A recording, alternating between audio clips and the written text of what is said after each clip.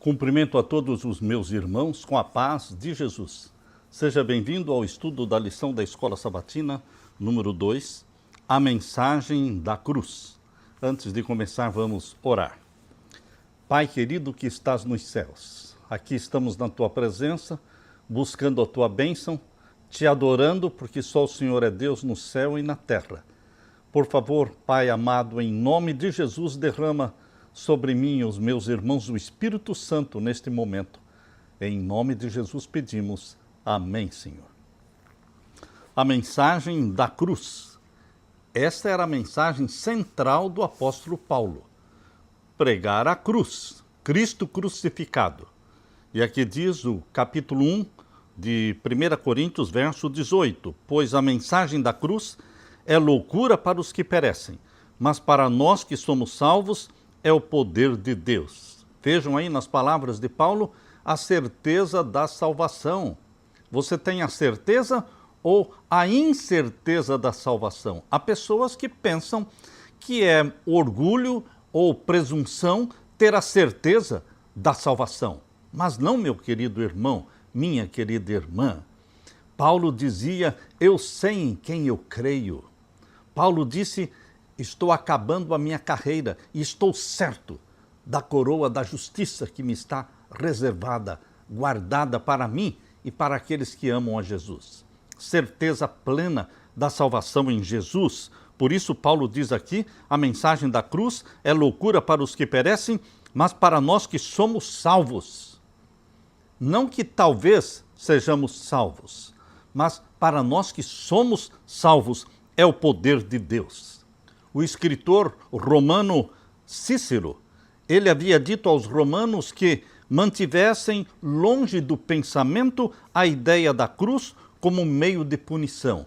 A cruz era uma vergonha para os romanos.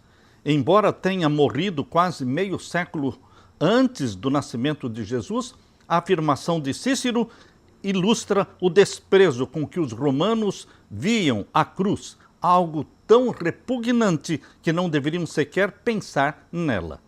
Em contraste, Paulo escreveu, a mensagem da cruz é o poder de Deus.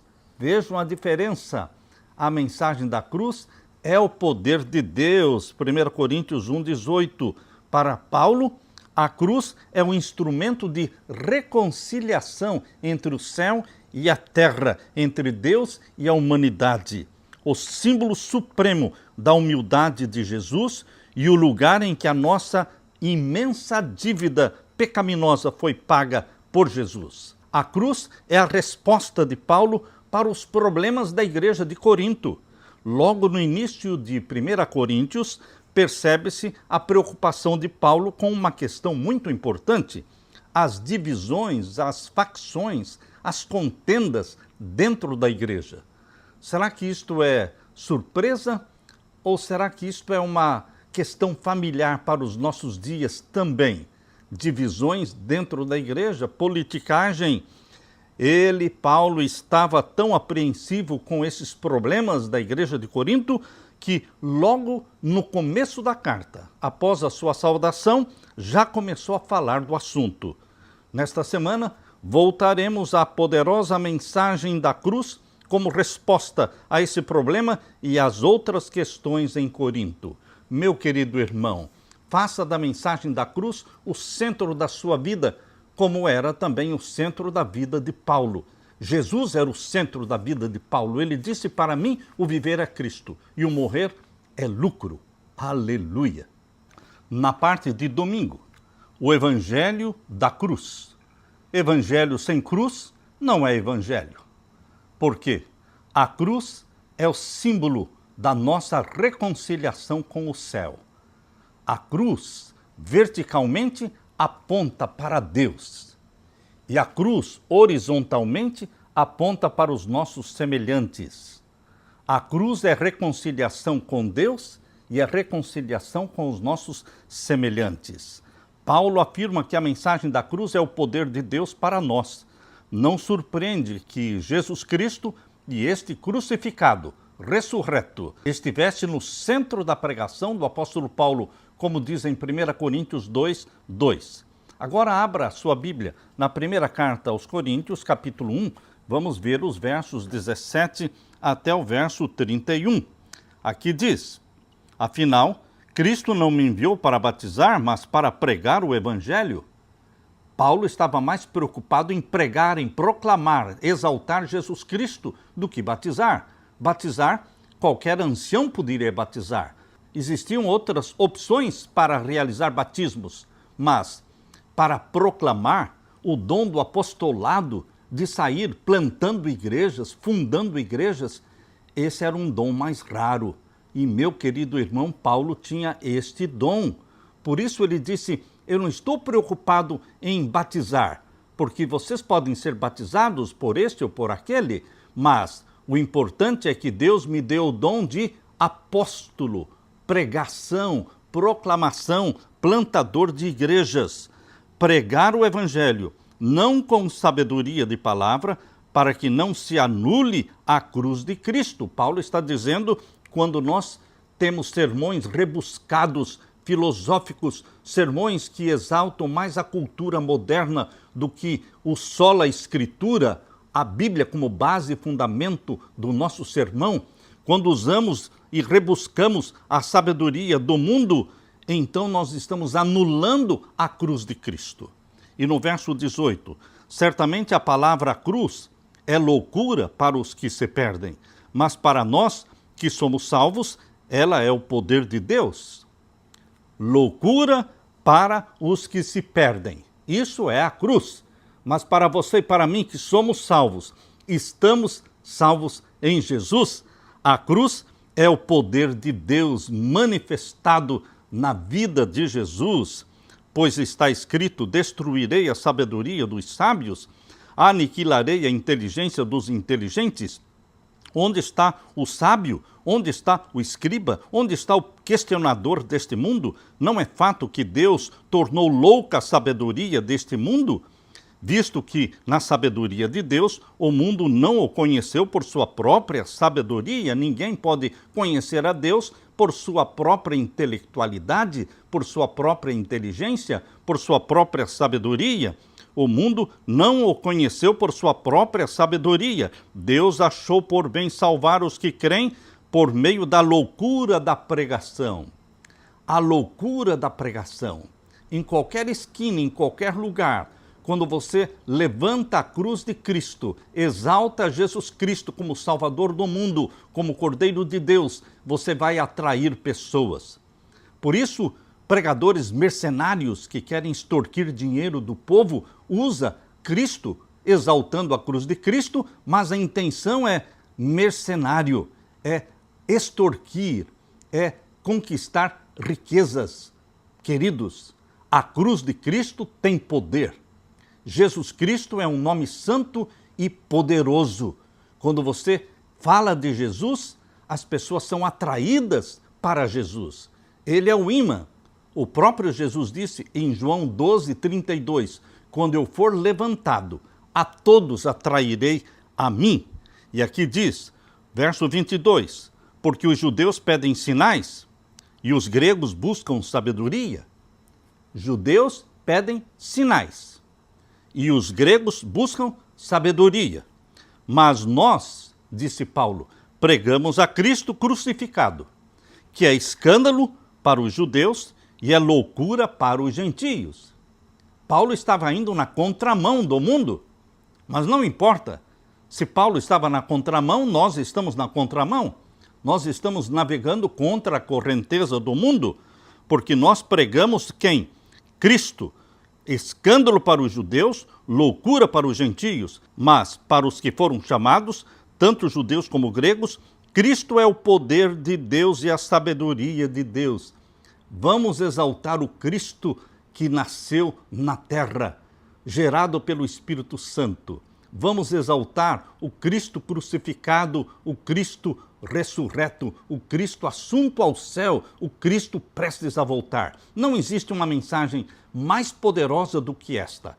As três principais mensagens do cristianismo são: Jesus nasceu, Jesus morreu, Jesus ressuscitou. E a quarta, mais poderosa mensagem: Jesus vai voltar. Jesus vai voltar. Então, queridos, a Bíblia, o Evangelho de nosso Senhor pode ser resumido nessas 4 frases. Ele voltará para nos buscar com poder e glória. Ele virá porque a loucura de Deus é mais sábia do que a sabedoria humana e a fraqueza de Deus é mais forte do que a força humana. Irmãos, considerem a vocação de vocês, ou seja, pensem no chamado que Deus fez para vocês. Não foram chamados muitos sábios segundo a carne, nem muitos poderosos, nem muitos de nobre nascimento. Olhe para a multidão que seguia Jesus. Eram poucos que eram de boa posição financeira. A maioria era formada por pobres. Por isso Jesus começou o sermão da bem-aventurança dizendo: bem-aventurados os pobres. Os pobres seguiam Jesus Cristo. A religião do cristianismo é chamada a religião dos pobres. Mas Jesus era pobre. E Jesus era seguido por multidões de pobres. E não importa, meu querido irmão, a riqueza deste mundo vai ser queimada. Nós precisamos ter a riqueza não do mundo, mas a riqueza do caráter de Jesus Cristo em nós. É esta riqueza que realmente Jesus quer nos oferecer. Para os laodiceanos, lá em Apocalipse capítulo 3, Jesus está oferecendo a riqueza celestial, ouro provado no fogo, vestimentas para que vistas a tua nudez e colírio do Espírito Santo. Meu querido irmão, estas são as riquezas celestiais oferecidas por Jesus para você, cristão laodiceano. E aqui diz: não são muitos os poderosos, os famosos, não são muitas estrelas chamadas para Deus, para o Evangelho de Jesus. Verso 27. Pelo contrário, Deus escolheu as coisas loucas do mundo para envergonhar os sábios, e escolheu as coisas fracas do mundo para envergonhar as fortes. E Deus escolheu as coisas humildes do mundo e as desprezadas e aquelas que não são, para reduzir a nada as que são, a fim de que ninguém se glorie na presença de Deus. Se Deus usa um homem poderoso e rico, ele vai se orgulhar, ele vai se encher de arrogância. Mas, queridos, Deus usa aqueles que a sociedade despreza. Os discípulos de Jesus eram todos pescadores. Aquele que era um pouco mais nobre, aquele que era um pouco mais culto, foi Judas, que se tornou o ladrão do grupo. Meu querido irmão, Jesus Cristo está dizendo que ele chama as coisas loucas do mundo para envergonhar os sábios e escolheu as coisas fracas do mundo para envergonhar as fortes. E Deus escolheu as coisas humildes do mundo e as desprezadas e aquelas que não são, para reduzir a nada as que são, a fim de que ninguém se glorie na presença de Deus. Deus não quer ninguém se gloriando na presença dele. É o nome de Deus que tem que ser glorificado. A glória tem que ser de Deus. Por isso Deus não pôde usar Moisés quando ele tinha 40 anos de idade, porque ali ele estava cheio de si. Ele tinha sido adestrado e treinado para ser faraó do Egito. Ele conhecia todas as artes egípcias e ele tinha a cultura egípcia. E ele se achava a pessoa ideal para ser usada por Deus. Mas Deus teve que levá-lo para o deserto para que durante 40 anos, mais 40 anos no deserto, ele desaprendesse a confiar em si mesmo. Nos primeiros 40 anos, Moisés aprendeu autoconfiança. Nos próximos 40 anos no deserto, Moisés aprendeu a autodesconfiança, mas total dependência de Deus. Deus não quer que ninguém se glorie diante dele. Por isso que Paulo disse: se alguém quiser se gloriar, glorie-se na cruz do nosso Senhor Jesus Cristo. Aquele que se gloria, glorie-se no Senhor. Meu querido irmão, Deus nos fala através da mensagem da cruz. Em 1 Coríntios 1, 18 a 31, Paulo contrasta a loucura humana com a sabedoria de Deus.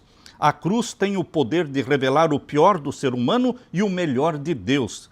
Essa seção é introduzida pela afirmação do verso 17, para que o poder da cruz de Cristo não seja anulado pela sabedoria humana. A mensagem da cruz deve ocupar o centro da nossa pregação, como também ocupou o centro da pregação de Paulo. Paulo estava ali para plantar igrejas. e para proclamar o evangelho. O verbo grego traduzido por enviar, ou seja, apostoléu, apóstolo, que deriva da mesma palavra apóstolo. Assim, a principal tarefa apostólica de Paulo era a proclamação do evangelho. Suas palavras sobre o batismo não significavam que o batismo fosse menos importante. Ao contrário, estava repreendendo aqueles que davam demasiada importância a quem realizava o batismo, em vez de exaltar aquele em cujo nome de quem foram batizados, que é Cristo Jesus.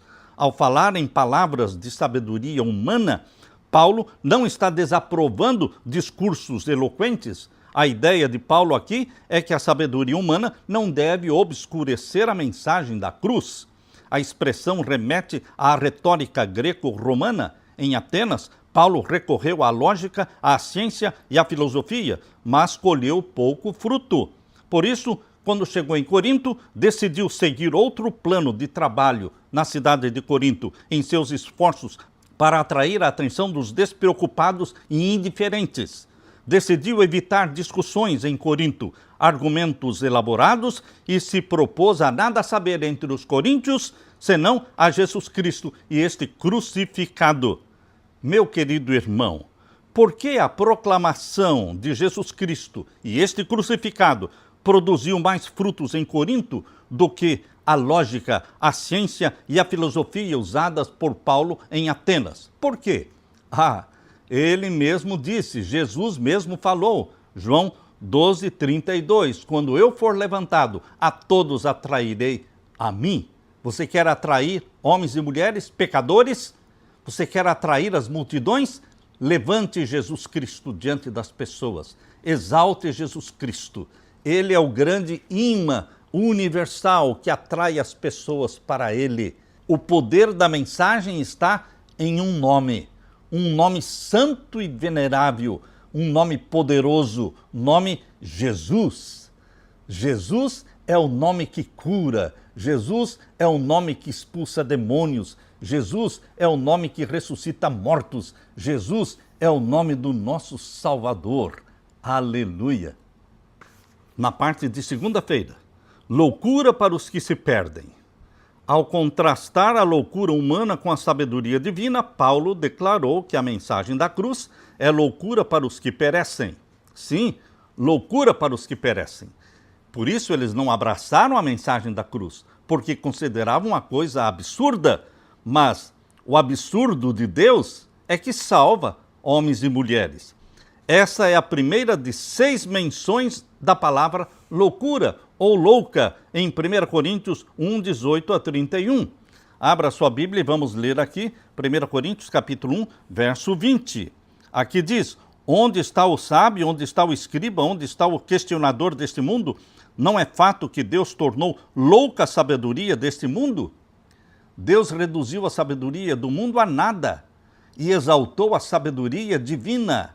A sabedoria divina se manifestou em um homem, Jesus Cristo. Meu querido irmão, lemos também o verso 21. Visto que, na sabedoria de Deus, o mundo não o conheceu por sua própria sabedoria, Deus achou por bem salvar os que creem por meio da loucura da pregação. É a loucura da pregação. Usando a Bíblia, e a Bíblia só, nós exaltamos Jesus, colocamos Bíblia na mão do povo. Já distribuímos mais de 300 Bíblias. Lá no Centro Comunitário Vida, que temos lá no sul do Piauí, o lema é, você pode entrar aqui sem Bíblia, mas você não pode sair daqui sem Bíblia. Toda pessoa que entra recebe uma Bíblia. Por isso estamos distribuindo Bíblias, porque é lâmpada para os nossos pés e é luz para o nosso caminho. Porque a cultura nos informa, a natureza nos forma, mas só a Bíblia transforma. Só a Bíblia transforma homens e mulheres pecadores em santos do Altíssimo. Meu querido irmão, lemos também no verso 23.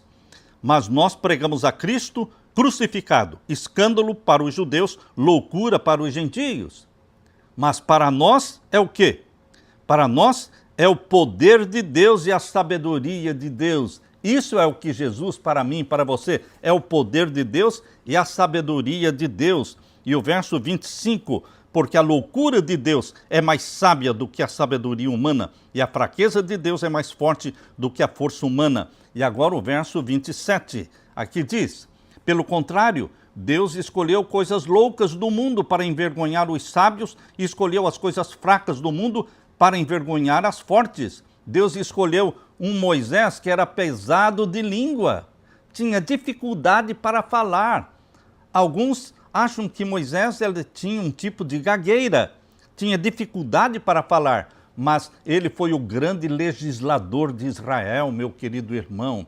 Deus teve que ensinar Moisés a desconfiar de si mesmo. E quando ele se considerava desqualificado para o trabalho de Deus, Deus disse: agora você está qualificado, Moisés, porque agora você tem autodesconfiança. Desconfiando de si mesmo, você pode confiar plenamente em mim. Paulo também, para que não se exaltasse de tantas revelações que Deus deu para ele, Deus deixou nele um espinho chamado espinho na carne, para que ele não se exaltasse. Através de Ellen White também Deus falou muitas visões e sonhos, mas Deus deixou também um espinho na carne. Aquela pedrada que ela recebeu no nariz, desfigurando o seu rosto e impedindo que ela estudasse nas escolas, primeiro grau, segundo grau, ela não teve o estudo que costumeiramente deveria ter, mas ela foi usada por Deus. Deus a usou poderosamente. Deus usou uma menina frágil, tuberculosa.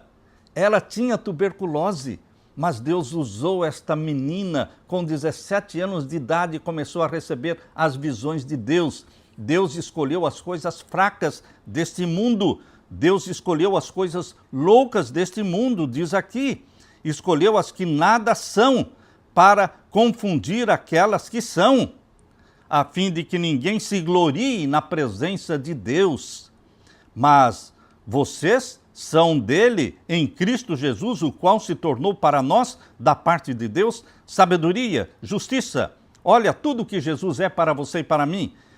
Para nós, Jesus é sabedoria, justiça, ou seja, justificação, santificação, redenção, ou seja, glorificação. Jesus é tudo na sua vida, na minha vida. Ele nos justifica, ele nos santifica e ele nos glorifica. Para que, como está escrito, aquele que se gloria, glorie-se no Senhor. Você pode se gloriar no Senhor. Pense na situação de Paulo em Corinto. Ele chegou a uma cidade orgulhosa da sua sabedoria, sofisticação cultural. Neste contexto, anunciou um judeu galileu, Jesus de Nazaré, crucificado pelos romanos e ressuscitado dentre os mortos, para pagar não apenas os pecados deles, mas os pecados do mundo inteiro. Essa mensagem que Paulo pregou ali na cidade de Corinto era um conceito filosófico novo, que não podia ser avaliado, analisado por ferramentas filosóficas. Parecia uma pregação louca, insensata, algo sem sentido, nada que um coríntio inteligente e educado pudesse levar a sério. E se a mensagem da cruz soava como loucura para os pagãos, para muitos judeus a mensagem da cruz parecia ainda pior. Que judeu imaginaria um Messias sendo executado por Roma? O Messias deveria derrotar os romanos. Essa era a mentalidade dos judeus. Um Messias que os libertasse de Roma. E agora, um Messias que foi crucificado por Roma? Os judeus consideravam isso um escândalo. Desde o início, Paulo enfrentou forte resistência em Corinto. Ainda assim, apesar de tudo, muitos judeus e gentios creram no Evangelho. Qual é a mensagem para nós nesse contexto? Independentemente da oposição, Deus tem pessoas distintas, Deus tem pessoas dispostas a ouvir a verdade em todos os lugares. Precisamos estar prontos para ser instrumentos nas mãos de Deus e alcançar essas pessoas onde elas estiverem, mesmo em lugares hoje até mais desafiadores do que a antiga Corinto. Meu querido irmão, loucura para os que se perdem, Sim, a mensagem da cruz. Mas para você e eu, que somos salvos em Jesus, é o poder de Deus. É a sabedoria de Deus. Aleluia! Na parte de terça-feira, poder para os que são salvos. A mensagem de 1 Coríntios 1,18 é clara. O significado da cruz depende de como ela é vista. Para quem vive em rebelião contra Deus, a mensagem da cruz é loucura. Mas para quem anseia por salvação, ela é o poder de Deus. O evangelho é simples. Aceitar a Jesus, confessar o pecado e ser salvo. Isso não é nada complexo. Isso não custa nada. Abraçar a Jesus como Salvador é somente vencer o orgulho e confessar os pecados, é somente se arrepender dos pecados. O Espírito Santo dá o arrependimento.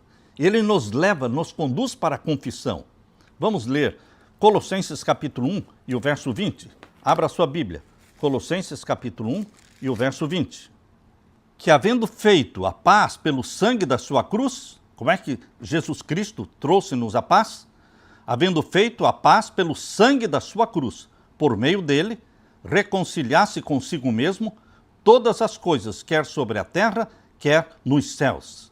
Através do sangue de Jesus derramado na cruz, ele reconciliou tanto as coisas que estão na terra, como as que estão nos céus. É isso que Colossenses 1:20 está falando. E agora a primeira carta de Pedro, capítulo 2 e o verso 24.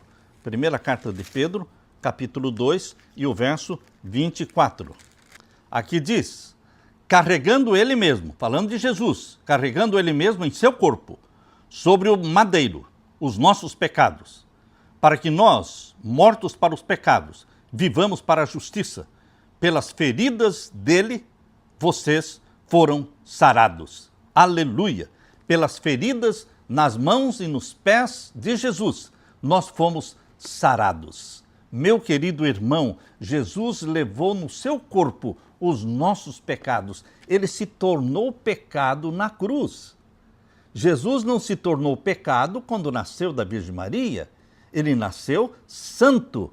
Lucas 1,35. O santo que de ti há de nascer será chamado Filho do Altíssimo. Ele viveu uma vida santa. Ele não se sentiu separado do Pai em nenhum momento desses 33 anos em que viveu na terra. Porém, na cruz, foi a primeira e única vez que Jesus disse, Deus meu, por que me desamparaste? Ali na cruz ele se sentiu separado do Pai. Por quê? Porque ele se tornou pecado na cruz. Ele se tornou serpente. Fogo com fogo se apaga. Pecado com pecado se vence. A serpente, que é Satanás, foi vencida na cruz, quando Jesus Cristo se tornou serpente e esmagou a cabeça da serpente. Meu querido irmão, o leão que tenta nos devorar foi derrotado pelo leão da tribo de Judá. Fogo com fogo se apaga. Pecado com o pecado se vence. Jesus Cristo se tornou pecado na cruz e conquistou a vitória sobre o pecado. Aleluia! Repito, Jesus Cristo se tornou pecado na cruz e venceu o pecado. Em Cristo Jesus, você e eu temos a vitória também sobre o pecado. Não pense que você não pode vencer o pecado consciente, o pecado voluntário. Deixe de pecar voluntária e conscientemente, meu querido irmão, porque pelas feridas de Jesus nós somos sarados. É o que Pedro está dizendo aqui na primeira carta, capítulo 2 e o verso 24. O texto grego de 1 Coríntios 1,18 indica que os que se perdem colhem o resultado dos seus próprios atos. É óbvio, todos os que se perdem colhem resultado dos seus próprios atos, de suas próprias decisões. Todos os que se salvam porque Deus decidiu nos salvar e nós aceitamos a oferta que Deus nos fez. Mas todos os que vão se perderam por sua própria e livre escolha. Não podemos lançar sobre Deus a culpa dos perdidos. Por isso, Filipenses capítulo 2, versos 10 e 11 diz que todo joelho se dobrará diante de Jesus Cristo. Mesmo os ímpios, os perdidos, mesmo os demônios e o próprio Satanás, todos dobrarão seus joelhos e confessarão o nome de Jesus como Senhor da glória e dirão: justo é o Senhor. Isto é um reconhecimento de que eles se perderam por livre e espontânea vontade deles. E nós, os que estivermos salvos dentro da Nova Jerusalém com Jesus Cristo, vamos também dobrar nossos joelhos e dizer: justo é o Senhor, Jesus, o Senhor da glória, que nos salvou pelo sangue, pela loucura da pregação. Meu querido irmão, aqui, em contraste com os que se perdem, a expressão nós que somos salvos indica que a salvação vem unicamente de Deus. Paulo diz que nós não nos salvamos a nós mesmos, nem poderíamos. Nossa salvação tem fonte externa. Por quê? O salário do pecado é a morte, e o dom gratuito de Deus é a vida eterna em Cristo Jesus, nosso Senhor. Entenda Romanos capítulo 6, verso 23. Por quê? Porque aqueles que pecam têm um destino certo, a morte. Mas para aqueles que abraçam a Jesus Cristo, eles têm um sonho, um santo propósito divino de salvação, porque Jesus morreu a nossa morte. Jesus assumiu os nossos pecados, tornou-se pecado na cruz e nos deu a vida que pertencia a Ele. Jesus Cristo disse: eu de mim mesmo entrego a minha vida. Ninguém a tira de mim, eu mesmo a dou. Jesus Cristo, Ele morreu na cruz e Ele ressuscitou. Meu querido irmão, o Cristo ressurreto é o Cristo vivo que pode dar vida para você. Eu vivo e vós vivereis, disse Jesus Cristo. Queridos, um Cristo morto não poderia nos salvar, não poderia cumprir com as suas promessas. Mas a mensagem de Paulo não é somente que Cristo morreu, mas que Ele ressuscitou. E o sangue de Jesus Cristo tem poder, tem graça suficiente para salvar todos os pecadores em qualquer parte deste mundo, seja qualquer religião que clamar pelo sangue de Jesus Cristo, ali haverá salvação. Cristo é o poder para os que são salvos. Aleluia! Na parte de quarta-feira, um Messias crucificado. Paulo escreveu que os judeus pedem sinais e os gregos buscam sabedoria. 1 Coríntios 1, 22. A cruz, a ideia de que Deus, o Messias, foi crucificado, não era o sinal que os judeus esperavam. Tampouco correspondia ao tipo de sabedoria que os gregos desejavam. A cruz ia contra a expectativa tanto de judeus como de gregos. De fato, basta observar como os discípulos reagiram quando Jesus anunciou a sua crucifixão. Eles não queriam que Jesus morresse. Os discípulos de Jesus, depois de estarem convivendo com ele 3 anos, eles ainda sonhavam em que o Messias viria para libertá-los do jugo do Império Romano e exaltaria a nação de Israel acima de todas as outras nações da terra. Então, cada vez que Jesus falava de que ele seria entregue, seria traído, seria morto, os discípulos não aceitavam esta mensagem. E porque não aceitavam, não entenderam, não mantiveram na memória deles as palavras de Jesus. Por isso, quando Jesus morreu, eles ficaram decepcionados, embora Jesus tenha avisado, advertido sobre a sua morte. Aqui lemos em Marcos capítulo 8, verso 31, abra sua Bíblia, Marcos capítulo 8, verso 31. Todos estes textos aqui de Marcos mostram claramente a forma como Jesus Cristo, ele previu a sua morte e o seu sofrimento e avisou os discípulos, mas eles não entendiam o que ele estava falando. Marcos capítulo 8 e o verso 31. Aqui diz: então Jesus começou a ensinar-lhes que era necessário que o Filho do Homem sofresse muitas coisas, fosse rejeitado pelos anciãos, pelos principais sacerdotes e pelos escribas, fosse morto e que depois de 3 dias ressuscitasse. E isto ele expunha claramente. Veja, Jesus falava claramente, mas adiantou? Não adiantou. Os discípulos não entendiam. A mensagem batia, mas não entrava. Queridos, os discípulos estavam sonhando com o Messias da glória, o Messias rei. Eles não entendiam o Messias de Isaías 53, o Messias sofredor, o Messias que seria crucificado. Eles não entendiam este lado de humilhação do Messias. Por isso, esta mensagem não fazia efeito, mas Jesus expunha claramente, diz aqui o verso 32, isto ele expunha claramente. Então Pedro, chamando-o à parte, começou a repreendê-lo. Mas Jesus, voltando-se, vendo seus discípulos, repreendeu a Pedro e disse: saia da minha frente, Satanás, porque você não leva em consideração as coisas de Deus, e sim as dos homens. Queridos, não era somente Pedro que não entendia, nenhum discípulo estava entendendo. Eles esperavam o Cristo Rei. Nas profecias do Antigo Testamento existiam dois aspectos: o aspecto do Messias humilhado e que morreria, e o aspecto do Messias Rei. Se Israel aceitasse Jesus como Messias, ele teria que morrer de qualquer forma, mas não precisaria morrer por decisão da sua própria nação. Por isso que João capítulo 1 diz: veio para o que era seu e os seus não o receberam. Ele poderia ter sido morto pelo exército romano, não por decisão da sua nação, mas o aspecto do Messias sofredor tinha que se cumprir, era uma profecia. Porém, o aspecto do Messias rei, que deveria se cumprir após a morte e ressurreição de Jesus, era o único aspecto que Israel queria. Eles não queriam o outro lado do Messias sofredor. Por isso não entendiam as palavras de Jesus. Leia também aqui em Marcos capítulo 9 e o verso 30 e 32.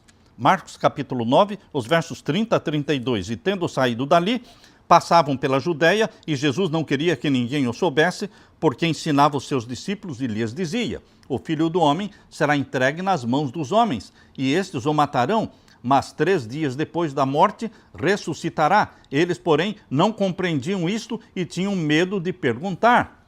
Lemos também no capítulo 10 de Marcos. Capítulo 10, vamos ler agora os versos 32 a 34. Estavam a caminho, subindo para Jerusalém, e Jesus ia adiante dos seus discípulos. Estes se admiravam e o seguiam, tomados de apreensões. E Jesus, chamando outra vez os 12 para um lado, começou a revelar-lhes as coisas que deviam acontecer com ele, dizendo: eis que subimos para Jerusalém, e o Filho do Homem será entregue aos principais sacerdotes e aos escribas. Eles vão condená-lo à morte e entregá-lo aos gentios. Vão zombar dele, cuspir nele, açoitá-lo e matá-lo, mas depois de 3 dias ressuscitará. Vocês querem declarações mais claras, mais convincentes do que estas que Jesus fez? Mas os discípulos não entenderam. Por isso, depois que Jesus morreu, eles se trancaram numa sala, com medo dos judeus, sem esperança de que Jesus ressuscitaria. E mesmo Jesus tendo ressuscitado e aparecendo para eles, eles estavam ainda relutantes em acreditar que era o Cristo ressuscitado. Meu querido irmão, esta noção do Cristo crucificado era estranha e repulsiva para os judeus, para os discípulos. Por muitos séculos, a cruz tem sido vista pelos cristãos como um símbolo de fé. Para os cristãos que vivem no século XXI, é um símbolo de fé. Mas é difícil imaginar o quão absurda era a cruz, ou parecia ser a cruz, na mente das pessoas do primeiro século, a ideia de um Deus crucificado. No entanto, é justamente por ser uma mensagem tão chocante que ela merece nossa mais profunda reflexão. O retrato de um Messias crucificado deixa claro para todo o universo até onde Deus esteve disposto a ir para cumprir o plano da redenção. A própria ideia da cruz e do Senhor Jesus morrendo nesta cruz já nos causa espanto aqui na terra. Imagine o que significou para os seres sem pecado, para os santos anjos de Deus que conheciam e adoravam o Senhor Jesus lá no céu. Também foi chocante a mensagem para os anjos não caídos. Abra sua Bíblia agora e leia comigo Atos capítulo 13. Atos capítulo 13, vamos ver o verso 26. Aqui diz: Irmãos, descendência de Abraão, e todos vocês que temem a Deus, a nós foi enviada a palavra desta salvação. E o verso 38, portanto, meus irmãos, saibam que é por meio de Jesus que a remissão dos pecados é anunciada a vocês. E o verso 47, porque o Senhor assim nos determinou, eu coloquei você como luz dos gentios, a fim de que você seja para a salvação até os confins da terra. E aqui no verso 46 diz, era necessário pregar a palavra de Deus primeiro a vocês, Paulo falando para os judeus. Mas como vocês a rejeitam e se julgam indignos da vida eterna, eis que nos voltamos para os gentios. Paulo disse, eu vou agora dedicar meu ministério para os gentios, porque vocês judeus não aceitam o Messias, sofredor, crucificado e ressurreto. Vocês se julgam indignos da vida eterna. Meu querido irmão, era uma mensagem dura para os judeus, como diz, escândalo para os judeus. Paulo afirmou que Cristo o enviou para pregar o evangelho e primeiramente ele foi para os judeus. E por isso anunciava a mensagem de um Messias crucificado. Ele retoma essa ênfase em 1 Coríntios capítulo 2, 1 a 5. O apóstolo foi fiel à comissão dada por Cristo. Ao proclamar o evangelho, não recorreu à ostentação de linguagem ou de sabedoria humana. Em vez disso, concentrou-se em Jesus Cristo e este crucificado. Suas palavras e a sua pregação não consistiam em linguagem persuasiva, nem de sabedoria, nem de ciência, nem de filosofia, mas em demonstração do Espírito e de poder. Meu querido irmão, assim também a mensagem hoje. Vamos exaltar Jesus. Vamos colocar Bíblia na mão das pessoas. Vamos ler os evangelhos com elas. Vamos falar da vida eterna em Cristo Jesus. Vamos mostrar o plano da salvação que começou lá no Jardim do Éden. Este plano da salvação chegou até nós. Jesus Cristo morreu, mas Jesus Cristo está vivo e Jesus Cristo vai voltar. Esta é a mensagem que temos que pregar ao mundo. Cristo crucificado, Cristo ressurreto, Cristo assunto ao céu, Cristo prestes a voltar. Essa é uma mensagem de esperança, meu querido irmão. Você precisa levantar a cabeça e anunciar a mensagem que Deus deu para você anunciar. Que Deus derrame o Espírito Santo sobre você para proclamar a mensagem deste Cristo que vive e que vive para sempre. Aleluia! Na parte de quinta-feira, Cristo, o poder e sabedoria de Deus. Paulo aponta que a sabedoria de Deus e a sabedoria humana são essencialmente diferentes e, portanto, incompatíveis. Note que Paulo não rejeitava a sabedoria em si, mas o tipo de sabedoria humana que pretende competir com Deus. A sabedoria humana é incapaz de libertar o homem do pecado. A sabedoria humana, a intelectualidade, a ciência, a filosofia, nada disso liberta você do pecado.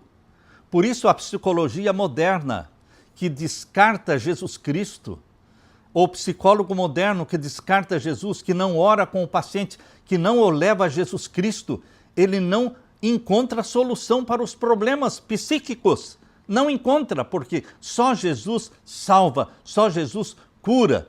Mas um psicólogo cristão que apela para Jesus Cristo, que conduz a pessoa aos pés de Jesus Cristo, fará sucesso, vai libertar muitas pessoas.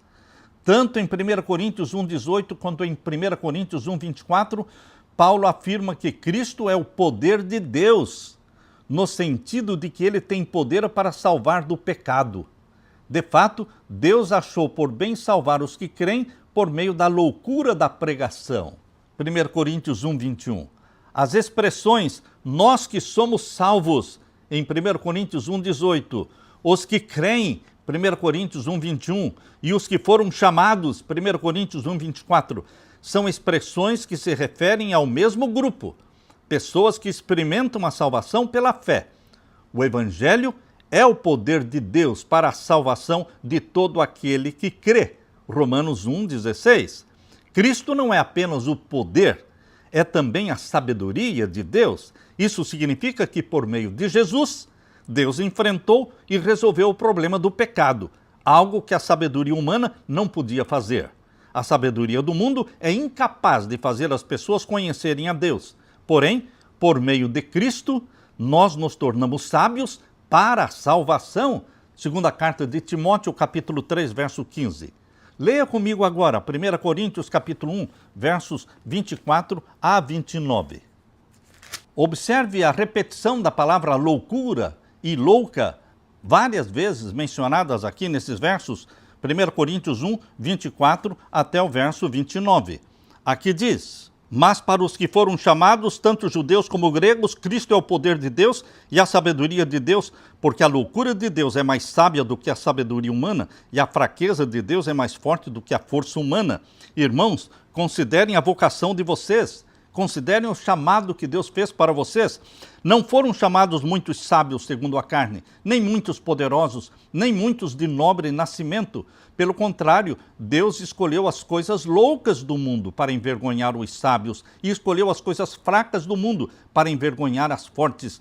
Deus escolheu as coisas humildes do mundo e as desprezadas e aquelas que não são para reduzir a nada as que são. Quais são as condições exigidas por Deus para usar uma pessoa? Humildade. Humildade. Desconfiança de si mesmo. Aquele que quer ser obreiro de Deus tem que aprender a primeira lição: desconfiar de si mesmo e confiar plenamente no poder de Deus. Meu querido irmão, a fim de que ninguém se glorie na presença de Deus, mas vocês são de Jesus, o qual se tornou para nós da parte de Deus sabedoria, justificação, santificação e redenção, que é glorificação, para que, como está escrito, aquele que se gloria, glorie-se no Senhor. Meu querido irmão, a ideia é: a sabedoria humana pode considerar a mensagem da cruz como loucura e fraqueza. Contudo, a loucura de Deus é mais sábia que a sabedoria humana e a fraqueza de Deus é mais forte do que a força humana. Meu querido irmão, não foram chamados muitos sábios segundo a carne, pessoas famosas, pessoas poderosas, pessoas ricas. Alguns ricos são mencionados na Bíblia, como um Jó, como um Abraão, como um Nicodemos, um José de Arimateia. Mas, meu querido irmão, são poucos. Na história do Adventismo também, poucas pessoas tinham posses. A maioria era de pobres. A multidão dos seguidores de Jesus é uma multidão de pobres. Queridos, Deus nos enriquece com o ouro do caráter de Jesus Cristo. Deus nos enriquece com a vestimenta branca da justiça de Cristo. Deus nos enriquece com o colírio do Espírito Santo. É esta a riqueza celestial que Jesus Cristo está oferecendo para os cristãos hoje de Laodiceia. Ele quer que você deixe de confiar em si mesmo. Deus quer que você deixe de falar rico sou, de nada tenho falta. Deus quer que você e eu reconheçamos que somos pobres, cegos e nus. E assim, reconhecendo nossa fragilidade e nossa pecaminosidade, poderemos então receber a riqueza celestial oferecida por Jesus Cristo, o mercador celestial. Ouro provado no fogo, vestimentas brancas para que te vistas e colírio do Espírito Santo. E Jesus Cristo olha para você, meu querido irmão, e diz: porque eu amo você, eu estou repreendendo você. E a minha mensagem é: arrependa-se, porque eu estou à porta, batendo, pedindo para entrar. Abra a porta do seu coração, da sua vida, do seu lar. Deixe-me entrar. Meu querido irmão, essa é a mensagem do Cristo ressurreto. Essa é a mensagem do Cristo vivo e que vai voltar muito em breve. Meu querido irmão, a vida de Paulo era impregnada de ódio. Ele saía pelas ruas e cidades matando os cristãos porque ele estava possuído pelo ódio. Mas quando ele aceitou a Jesus Quando ele se encontrou com Jesus, a sua vida se tornou impregnada de amor. Amor pelas almas perdidas, amor pelas igrejas que ele plantou. E ele voltava a essas igrejas e ele escrevia cartas para essas igrejas porque ele tinha interesse na salvação destas almas. Este mesmo amor vai encher a sua vida. Esse mesmo amor vai possuir a sua mente e você vai ser uma pessoa apaixonada por Jesus Cristo e apaixonada por aquelas pessoas pelas quais Jesus morreu. Que Deus derrame o Espírito Santo sobre você, meu irmão. Que o Espírito Santo nos use para salvar almas pela loucura da pregação do Cristo crucificado, ressurreto, assunto ao céu, prestes a voltar. Aleluia! Deixe-me orar com você. Pai querido que estás nos céus, obrigado pelos exemplos na tua palavra, principalmente pela vida deste servo teu, o apóstolo Paulo. Derrama o Espírito Santo sobre mim e os meus irmãos. Que sejamos pregadores, proclamadores da tua palavra, salvando homens e mulheres pela loucura da pregação da mensagem da cruz. Em nome de Jesus que pedimos e agradecemos. Amém, Senhor. Deixo com você, meu irmão, minha irmã, a paz de Jesus. Amém.